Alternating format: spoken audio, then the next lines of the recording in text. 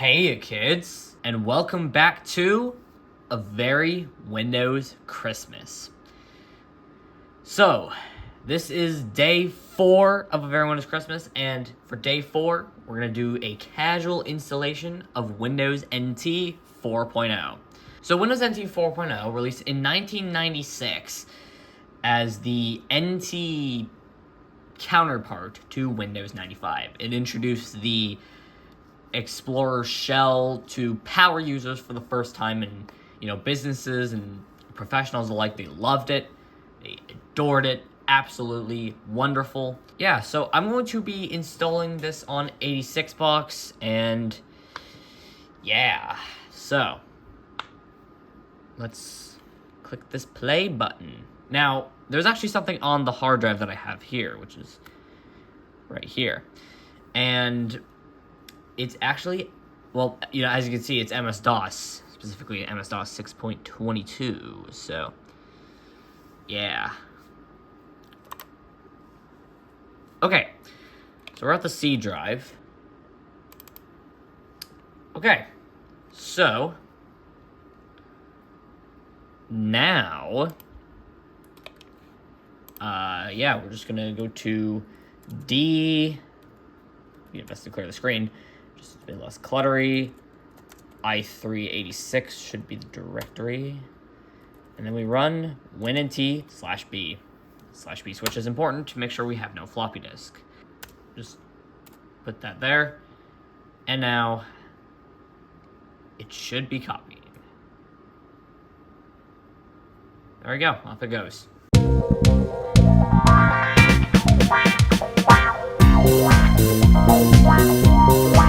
Alright. So we can just press enter to restart. Okay, welcome to setup. Entree. And this is where I actually have to read the license agreement. Well, not really read, you can just and F8. Enter. Entree. Convert the permission to NTFS. C. WinNT. Enter. Alright, this portion of setup has completed successfully. I'm not going to remove the compact disc from the CD-ROM drive because, well, I don't need to have a CD-ROM thing set. See, it just goes straight to the hard drive. So, alright, Windows NT setup. Next.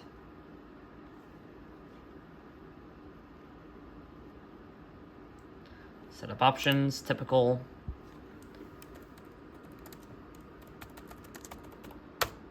For the 20-digit product ID, there's actually an easy way to get around this. Quick tips with That Windows Fan. For the first 3 digits, these can be any number from 001 to 365, which indicates the exact day and a year that the product key was given out. Of course, it's going to be 366 with leap years, but this will do. So I usually go with 111, and then the last 2 numbers of a year. So I usually like to go with 97. And of course, this would be the year that the product was sold at. OEM always stays the same. And then for the second field, all the digits, I'm pretty sure, have to add up to a sum of 7. And I'm pretty sure the first 2 digits have to be 0. Yeah, pretty complicated stuff, but you'll get the hang of it eventually. So 0077777. I always like to do that. And for the last 5 numbers, they can be literally any number you want. So I can be 69420. There. Next up, computer name NT4. No. So all the most common components. Do not connect to the computer to a network. Okay, true color, 1024/768. Test it out. Looking good to me. Do you see the test map properly? Yes. Alright. Installed successfully. Well, I'm pretty sure we're actually still going to need the CD-ROM in there for the sound driver, unless we already have one out of the box, which I'm not feeling like is the case, but we'll see. So yeah, we have Service Pack 1 on here, but I feel like Service Pack 6 would be good. Control-Delete to log on. Yeah, we don't have sound drivers. But we do have the graphics drivers. So first, let's install Service Pack 6, because I think it would be good to do. Yes, Internet Explorer. What version is this? 2.0. Alright, we'll see what that changes.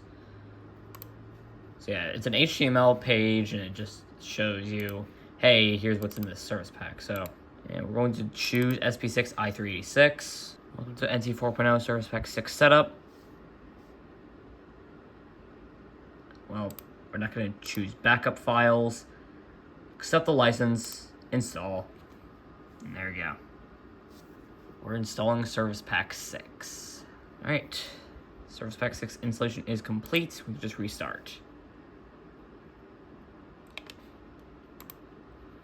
Yeah, we can eject the CD.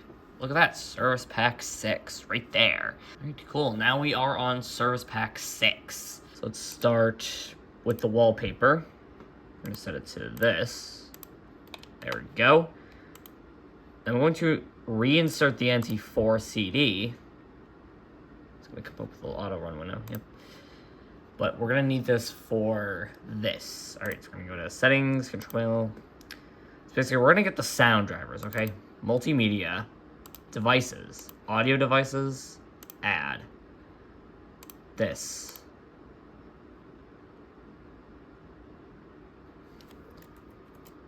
Do DI386. All right.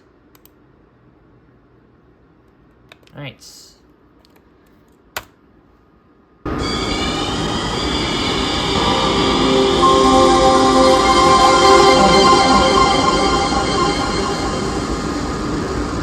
Amazing sound. So, yeah, here we are, fully fledged NT4. So as you can see, this is the very first version of Windows NT to come with the Explorer. Now, the Explorer was actually, pretty sure it was built off of New Shell. New Shell is basically, you know, a port of the Windows 95 shell to users of Windows NT 3.5 and 3.51. And basically, it was just meant as a demo of the new, you know, shell interface.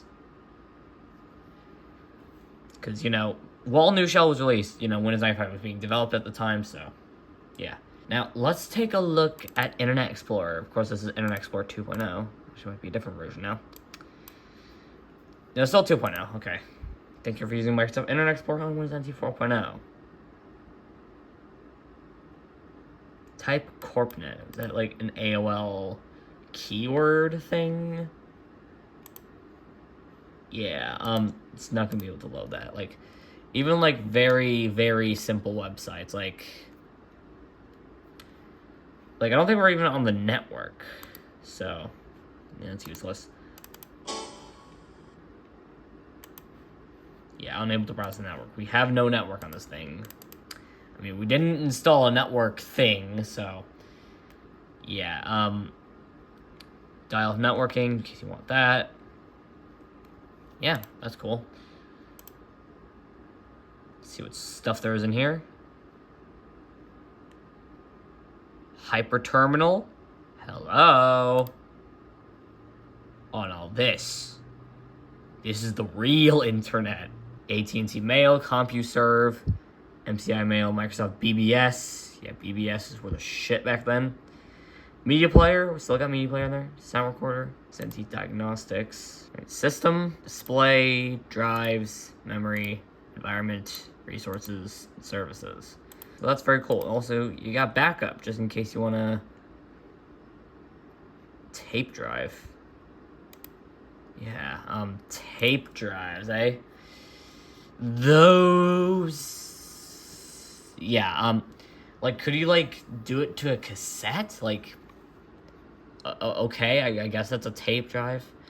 Inbox, my briefcase, yeah, kind of stuff. So basically, it's just Windows NT 3.51 with the new Windows 95 shell interface, well, new at the time, and yeah, it's basically just about it. And yeah, that puts this day of A Very Wondrous Christmas to a close. Thank you so much for watching day 4 of A Very Wondrous Christmas. And for day 5, what we're going to do is we're going to install Windows 2000, not on 86 box or Kimu or whatever. We're going to install it on the $8 shaped satellite. Of course, it's not going to have any drivers, but I think it'll still be cool. So, anyways, I'm just going to shut down the system now. So yeah, thank you all for watching, and I'll see you next time. Bye!